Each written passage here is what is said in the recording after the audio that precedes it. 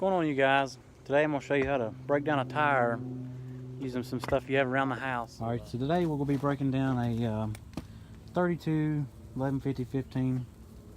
We're going to do it by using this jack.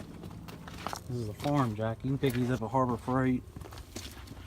They really come in handy when you need them. So what we're going to do is we're going to put the tire up under the camper with the jack it up, and try to break it off the bead. Alright, so we got the tire up under here. What we're going to do is we're going to set the jack under the tongue of the camper. Get it lined up with it.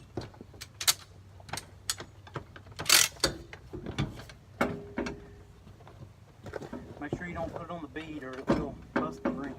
So once you get it under there, what you want to do, start jacking it up. You'll notice it'll start to set down on there.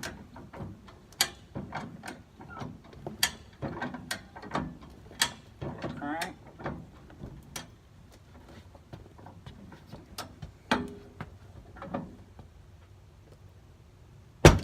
And there it is, guys. So what you do is on the opposite side, you just flip it over, and if you don't want to hurt your rim or something, you could put a towel or something underneath it so don't scuff it by the rocks. But yeah, so that's how you do it. Subscribe for more.